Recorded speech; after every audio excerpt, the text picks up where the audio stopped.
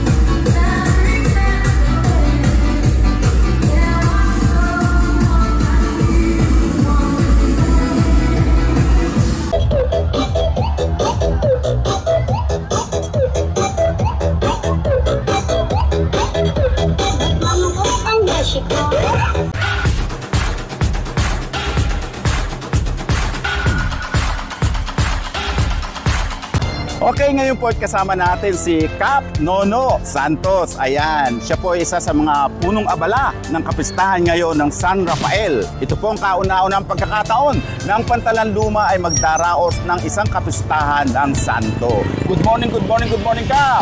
Isang magpagpalang araw sa iyo, sa aking mga kabarangay. Isang magpagpalang araw po sa inyo lahat. Sir, mukhang namamalat ka. Active kasi sa activity ng barangay. Okay sir, anong masasabi nyo ngayon dahil sa kauna-unahang pagkakataon ay magkakaroon ng isang kapistahan ng Santo dito po sa Pantalan Luma? Nga po sa edad kong 54, ngayon ko palang nalaman na meron pala tayong patron na San Rafael. Okay. Arcangel. Kaya ito, inanap natin ngayon sa October 29.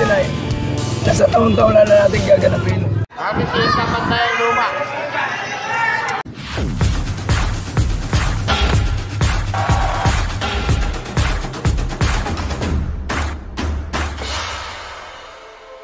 Sa lola ko, sa lolo ko, kay Edmundo Raya, kay Rosita Raya, at kay Ernesto Flores.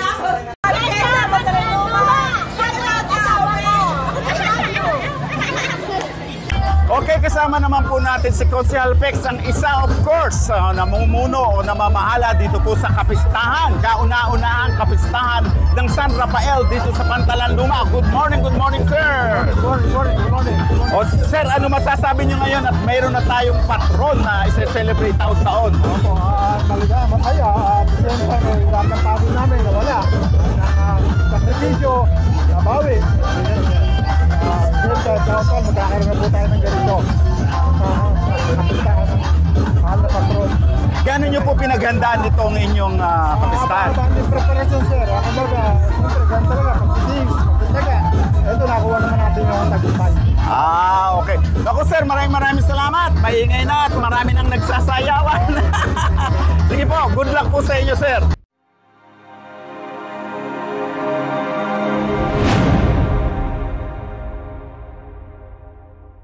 Okay. Shoutout sa mga tropa ko dyan, lalo na mga tropang manggagawang Pilipino katulad ni Mebong. Yeah! Salamat. Shoutout, pinakamagaling na barbero. Shoutout, Kimiao. Salamat. Gongo po yan, gongo. Okay, kasama po natin ngayon si Konsehal Antet, ang pinakamagaling na konsehal dito po yan sa Orani. At hindi po siya nawawala kapag meron pong kapistahan dito sa Pantalan Luma. Ngayon pong kapistahan ng San Rafael ay kapiling na naman po natin siya. Good morning, sir! Good morning! Barangay Pantalan Luma! Happy Fiesta po! Ayan. Patron, Arcangel! Naku, maingay na. Ano po masasabi nyo ngayon sa kapistahan ng San Rafael na ngayon lang po sinimulan? Napakasaya ko dahil sa maraming taon, ngayon lang po napagdiwang ang pistahan ng Arcangel dito sa Barangay Pantalan Luma. Maraming salamat sa mga nag-sponsor dito, lalo na sa ating mga hermana na talagang masisipag na ginampanan ng kanilang tungkulin para may pagdiwang ang ating kapistahan dito sa Barangay Pantalan Luma. Ayan, talagang sa lahat po ng mga event dito sa Pantalan Luma ay nakatutok po kayo. Bakit po? Ay, opo, tayo po ay dito nang galing sa Barangay Pantalan Luma. Bagamat tayo po ay nasa ibang barangay na, pero yung ating pong puso ay dito po sa Barangay Pantalan Luma. Ito po nagbigay sa atin ng maraming opportunity para marating ko ano man, nasa advance po tayo ngayon. Ayun, kaya ang suporta ay talagang ganun ako. Naku, sir, maraming salamat po at magkita po tayo sa pasayaw. Thank you. At nagsimula na nga ang pasayaw.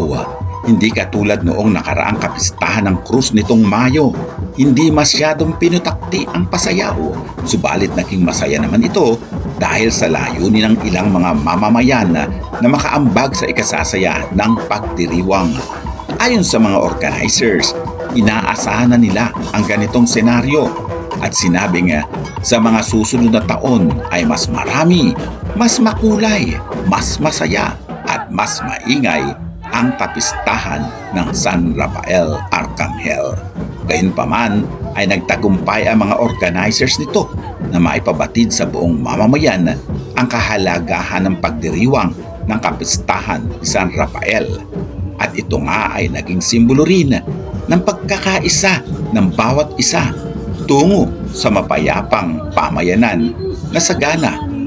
At ang lahat ay nagkakaisa na nga para sa kaunlaran at katahimikan ng baryo Pantalanluma. Mabuhay ang Pantalanluma! Mabuhay si San Rafael Arcangel!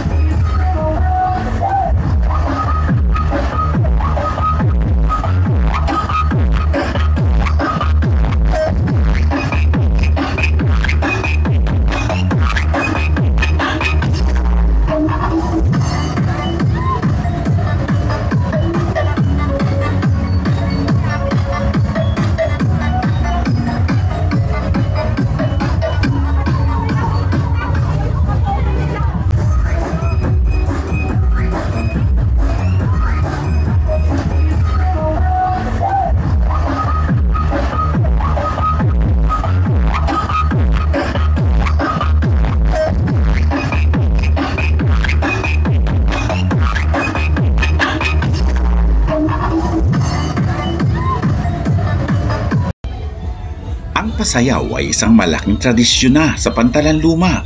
Ito ay karaniwang ginagawa kapag fiesta ng Cruz na lalong kilala sa tawag na Santa Cruzan sa buwan ng Mayo. Taon-taon, ang pasayaw na ginagawa sa umaga ay pasimula ng fiesta ng Cruz na nagtatapos sa isang engradeng Santa Cruzan kung saan ang krus na isinasayaw ay siya ring dinadala ng Reyna Elena. Ang pasayaw ay isang paraan ng prosesyon, subalit sa halip na magtanglaw ng kandila, ang mga deboto ay sumasayaw sa saliw ng mga luma at modernong tugtugin. Dalawa ang klase ng mananayaw, ang isang grupo na umiindak sa makalumang tradisyon ng pasayaw na karaniwang nakasunod sa banda ng mga musiko, at ang modernong mga mananayaw na karaniwan ay mga kabataan na nakasunod naman sa mobile sound system na nagpapatugtog ng makabago at makaharot na musika. Ito ay iniikot sa buong bayan na kadalasan ay nagtatapos sa isang pagoda sa ilog ng Pantalan o Orani Channel.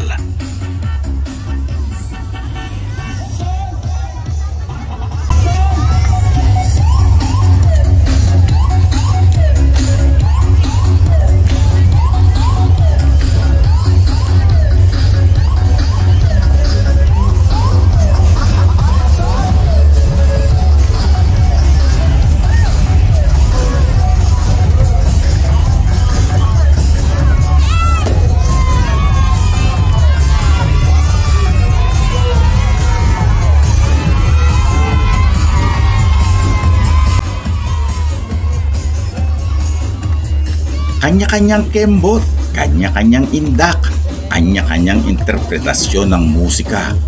Ang pasayaw ay sariling ekspresyon ng mga deboto. Mayroon namang iba na bumubuo ng pangkat upang magkaroon ng sabay-sabay na pagkilos at pag-indak. Subalit, mas nakararami ang nais pang magsayaw ayon sa gusto nilang saliw sa musika. Tara, sumayaw ka na!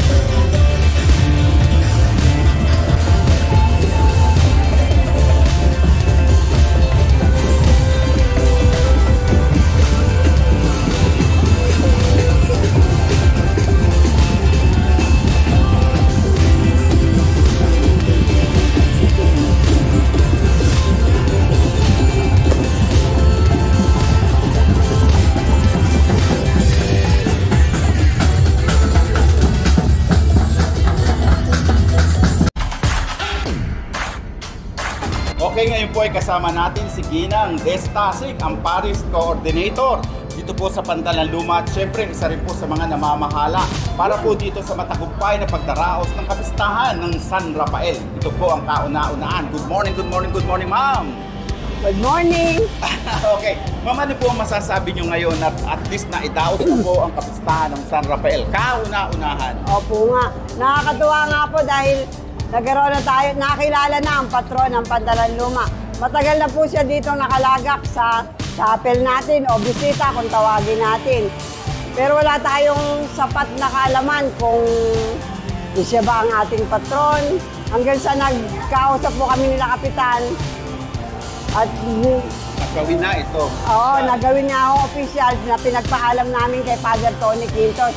Pumayag naman po si Father Tony Quintos kaya naganap po ang unang misa ng Fiesta ng Pantalan Luma, patron na Fiesta ng Pantalan Luma, si San Rafael Arcangel. September 29 po namin to gagawin, taon-taon na po. So sa mga susunod taon po, sigurado mas malaki. Opo, mas preparado na po siguro kami, mas marami na sigurong makakaalam nun, mas maintindihan na ng tao na may patron ng Pantalan Luma, si San Rafael Arcangel. Yan, ako napagaling. Pero ma'am, nabalitaan ko na meron talaga palang history ang pagkakaroon natin ng Santo ng San Rafael. Baka meron kayong konting maiko-contribute doon para malaman po ng ating mga kababayan sa Pantalan Luma.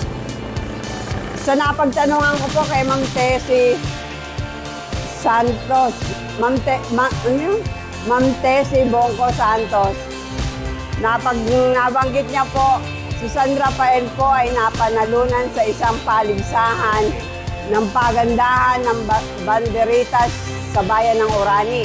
At ang Pantalan Luma nga po ang nakakuha ng premyo noon. Ang pinaka-premyo po, si San Rafael Arcangel na handog ng mga ni Apo Joaquin Dionisio at ng Mayoralgo ng Silais. Ayun po ang ulat ng nakakatanda po sa amin. Mga anong taon po ito? Siguro po 1950s yan Wow! o 1960. Dahil yung pong pagpapatanaw kay Jesus ni Pilato, patanaw po kung tawagin natin dito sa Pantalan Luma, 1959 po yon. Ang alam ko po, kasunod na po si San Rafael. Siguro po mga 1960s. Mga 60s po. Opo, nung dumating sa atin si San Rafael. So kumbaga, 1960s pa, nandito na ang San Rafael. Opo, nandito na po siya.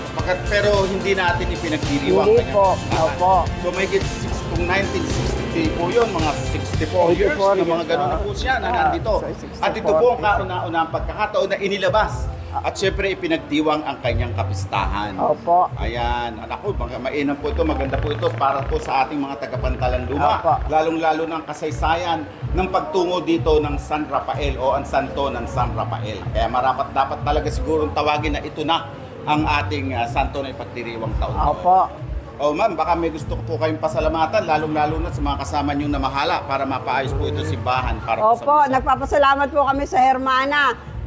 Si Imay De Leon, si Edith Batimana at ang barangay council po kay Kapitan Ramil Santos at sa kanyang mga kagawad. Pati po ang mga barangay tanod, maraming salamat po. Ayan. At ang mga nakakatulong po sa simbahan. Oh, ito pala. Ang mga kabataan po, kabataan ng simbahan, kabataan dito po sa Pantalan Luma, maraming salamat Tawagin po. natin ang mga kabataan. Halika kayo Kabataan. dito. Dito kayo, halika kayo. Huwag kayo, alayong iba, ayaw Halika kayo dito. Punta kayo dito. Halika. Ayan. Ayan, sila yung mga batang sakristan. Kumbaga. Opo. Sila Ayan. po. Okay, silang mga kabataan na tumulong na talaga namang mga gopings na, Opo. mababait pa, ayan, mabababa pa ang kanilang kalooban. Kumustahin natin sila. Okay, kasama po natin ang mga super gopings pero mababait na mga sakristan na siya pong tumulong para po dito sa ikatatagumpay ng kapistahan ng San Rafael. Teka, tanungin natin kung anong mga pangalan. Anong pangalan mo? Mark po. Si Mark. Carl po. Si Carl. Si Jeric po. Si Jerry. Si Rain po. Okay, kayo ba ay mga taga-Pantalan Luma? Hindi po. Mga hindi kayo taga-Pantalan, ano ginagawa nyo rito? Namulong lang. Sa simbahan. Ah, okay. Ito ba utos ni Father? Hindi po, ano lang po. So gusto niyo maging pare. Ang pupogi niyo yan. Pwede kayo magkaroon ng maraming girlfriend. Huwag kayo magpapare. Anyway, nako, maraming salamat sa inyo. Nang dahil sa inyo ay talaga naging matagumpay ang selebrasyon ng San Rafael. Ayan. Congratulations. Thank you very much. At sana huwag kayong magsasawa ng pagtulong, lalong-lalo na sa kabutihan at tungkol sa kabanalan. Ayan. Thank you very much. Carl, Mark, Jeric, and Ring. Ayan. Palakpakan po natin sila. Palakpakan yung sarili niyo. At ngayon nga ay narito po tayo sa covered court ng Pantalan Luma. Abalang-abala po ang mga opisyal ng kapistahan para po sa gagawing boodle fight. Kasama po sa boodle fight na ito ang ilang mga nagsitulong para sa ikatatagumpay ng kapistahan ng San Rafael. At syempre, welcome din po ang ilang mga mamamayan para kumain, magsaya at makaisa sa tagumpay ng Pantalan Luma. Okay, ngayon po ay kasama natin ang tinaguriang Labing Nova Ludwig at si Ate Imay ng Pantalan Luma. Siya po ang isa sa dalawang Hermana Mayor ng Pasko o Fiesta ng San Rafael. Good morning, good morning, good morning! Good morning! Ayan. Hi! Hello! Happy Fiesta! Ito po ay unang gulat ng taon na to ng 2024 ng patron ng San Rafael. Ayan, okay. Napansin ko, ang daming masasarap na pagkain dito. Ano ba ang magaganap ngayon dito sa covered court? Isa pong boodle fight. Okay. Para po sa mga kasama. At siyempre siya na rin. Tinitikman. Kasama ba ako? Welcome po ang lahat. Dito na para mag-boodle fight. Oo. Ito po, gawa ko to. Wow, ano naman to? Nachos. Pwede mong tikman. Nachos ya. Tikman natin. Kaiba yan. Austrian style. Austrian style. Masarap nga. Meron kang pritong bangos. Yan. Chicken wings. Yan. Gulay, pancit. Okay. Multa. At Ang dami. madaming handa. Okay. Okay. Ano masasabi mo ngayon dito sa kapistahan na ginagawa ngayon sa ating barangay? Napakaganda. Nung una, kala ko ano yung itinaas kong kamay. Yung pala ako na Hermana. Kinaya naman. Yan ng ating mapoging kapitan. Ayan. Nono. No. Ramil Santos.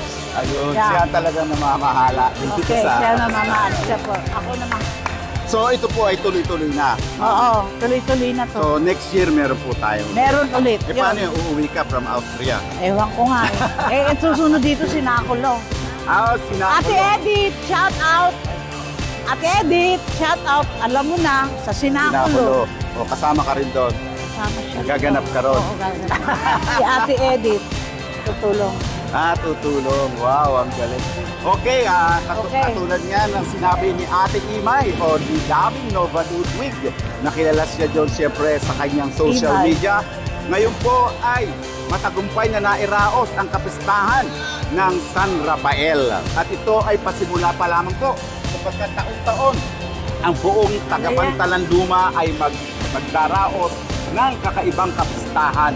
Ito po ay San Rafael. Ayan, maraming salamat po. Thank you. At antayin ko po na matikman ang inyong mga handa para po sa isang boodle fight. Okay. Ayan. Thank you. Thank you.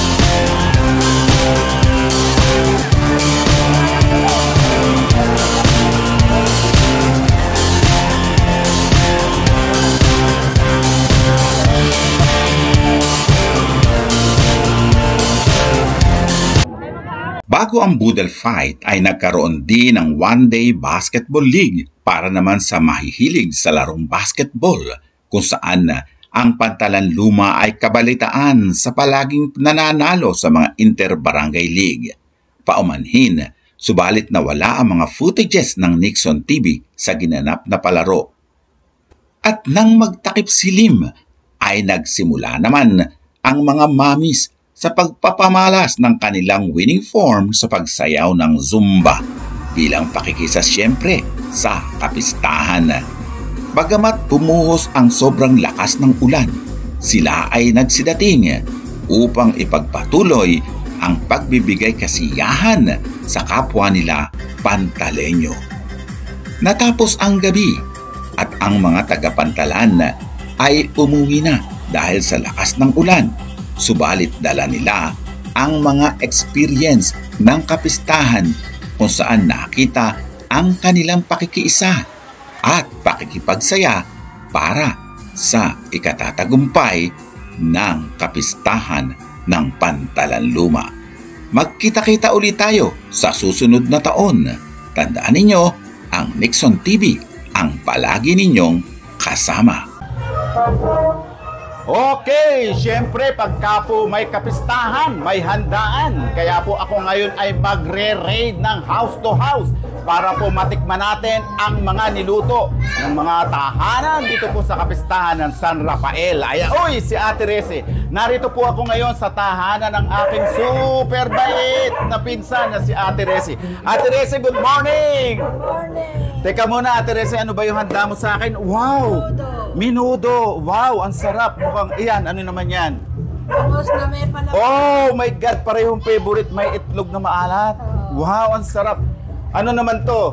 Salad. Uy, ito yung paborito ko. Actually, sa isang handaan, syempre kailangan may dessert. At ang gusto kong, paborito ko talaga ay syempre salad. Ito yata ay buko salad ba to, Ate Rese? Ate Rese, upo ka. Ayan. Naku, talaga ba pinaghahandaan mo mga piyesta dito sa Pantalan? Oo naman. First time na nagkaroon tayo ng kapistahan ng San Rafael. Kaya talagang dapat memorable. Okay. Ate Leti, marami pa akong pupuntahang bahay. Titikman ko ang handa mo, ha? Okay. Ano nga ito, minudo? Sino nagluto nito? Si Roris. Nandiyan ba si Roris? Roris! Sinigang gusto mo? Wow, may sinigang ka pa. Anong sinigang? Baka. Wow, sige nga, tikman natin. Nako, kaya lang konti-konti lang ako kasi marami pa akong bahay na pupuntahan. Halos lahat ng bahay sa Pantalan ire-raid ko. Okay, ito ha, titikman ko kung masarap ang minudo mo. Ayan, nako, ba't ang lalaki? May kasamang ano to? O, tikman natin ha.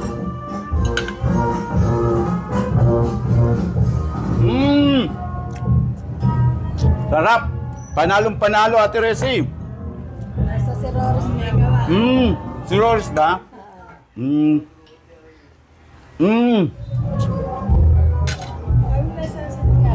Punta na kayo dito. Marami ko lang handa. Buti na si Ate Leti. Ate Leti, sorry ka na lang. Ito, titikman ko to. Puro na. Wow, naku po, ang aking weakness, ang sinigang na baka. Titikman po natin ang sinigang na baka. Alam lang namin yan yung kasi hindi ka namin. Panalo to, may itlog na maalat pala siya. Wow, ang sarap. Titikman ko rin to, ayan.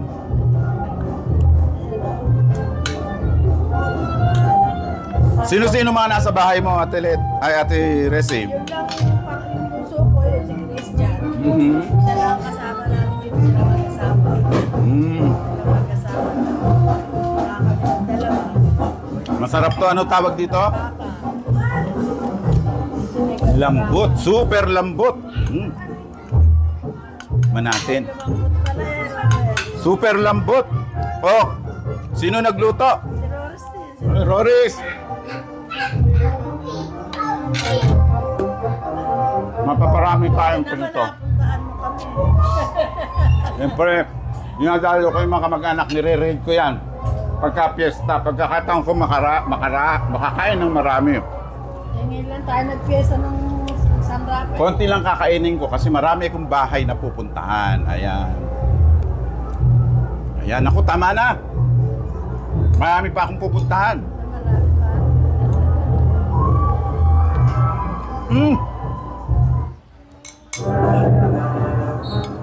Panalo ang salad. Sino ang nagluto nito? Si Roris lahat.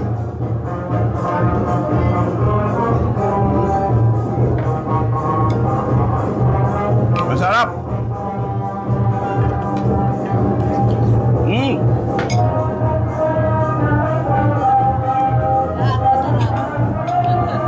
Ang natikman natin, minudo na super masarap. Ang kanilang special na inihaw, nilagang baka na super lambot. At syempre, ang kanilang super sarap na salad. Kapag nagpepesta tayo, naghahanda tayo, hindi lamang tayo handa ng handa. Dapat masasarap. Di ba, Ate Resi? Batiin mo na si Ate Leti. Ate Lete, hindi ka nagdumating. May piyesta dito. Si Merle, punta ka. Nais ko pang kita, Ate Leti. Pero hindi pwede hindi pupunta yung nasa may piyesta dito. Nagmisa kami. Gusto mo ba na? Busog na ako.